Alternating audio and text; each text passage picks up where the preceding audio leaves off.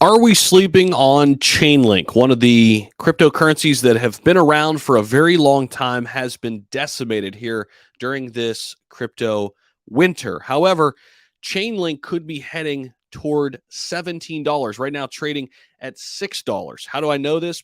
Well, I've been listening to one of my favorite analysts, Michael Van de Pope, and he has been talking about Chainlink here for a while. Wanted to share with you what I've been listening to and get some of your thoughts and hopefully get you to do some more research and more due diligence on Link and what it means to the cryptocurrency space, because this is an asset that definitely is usually a very nice crypto to have during a bear market, meaning historically it's performed a lot better than a lot of other cryptos. But right now in this bear market, it's actually been decimated more so than it has in the past.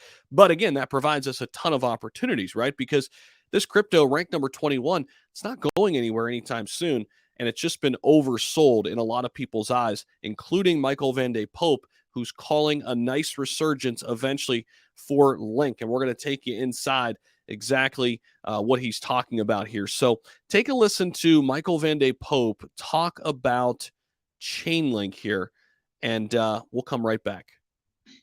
I think we can conclude that we've got the Burj Khalifa pattern. And I've been saying previously already that Chainlink is into a bear market since May 2021. I think the entire market is into a bear market since it, which means that we are into one for 18 months already, and we are into a period where you're actually going to see accumulation taking place. So when we're looking at Chainlink, we can conclude that before the big expansion took place in 2021, price has been consolidating here, and we have been seeing this high here as well, right? So we've got this high taking place. After that, shorts got liquidated and the price of the Chainlink started to accelerate quite fast.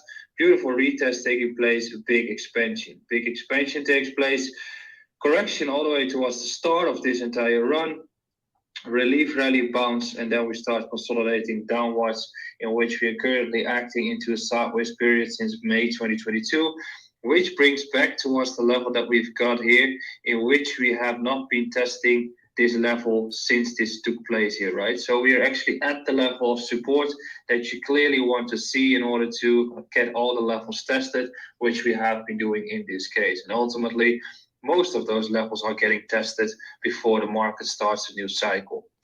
Now, on the other end, we also have resistances which we have to look at. So we have this bounce taking place here. So we are watching a block around $32 as a clear resistance area. We've got another one taking place here at 25, and we've got a clear resistance taking place at 16, right? So in order to have anything taking place, we have to crack those. And on a weekly time frame, we can't clearly see one here yet in between.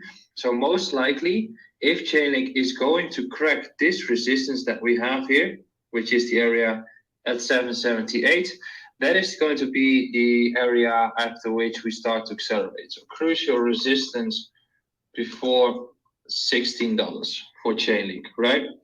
So in that case, if we're looking at the weekly time frame, we can conclude that this is the accumulation period for Chainlink. So accumulation is taking place here. During this entire period, you can also start looking at the moving averages. For instance, moving averages, which are the 50 and the 100. There you can clearly start spotting the fact of those coming around again. Right now, we can argue that we're definitely into a bear market. With this bounce up, we can see that we've also been testing this moving average here. And now we're getting into the stage that during the coming period of Q1, we're getting the 50 MA into a potential area where we start flipping it and get pace for a relief rally. So pretty interesting here. A couple different fronts, right? Number one, just talking about the overall crypto market. Michael Van de Pope, and I've mentioned this in a couple of previous videos, he thinks the real bear market started in May. Many of us were under the impression that it started back in November, right?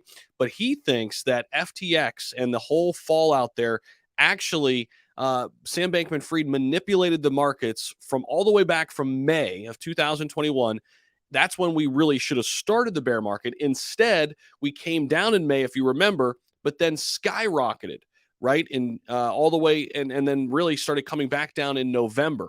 He thinks from May, June, July, August, September, October, that was all artificially made and that was all manipulated by Sam Bankman-Fried. And really, if that would have never happened, we would already be done with the bear market in cryptocurrency and be starting a new cycle by now, which is fascinating, interesting.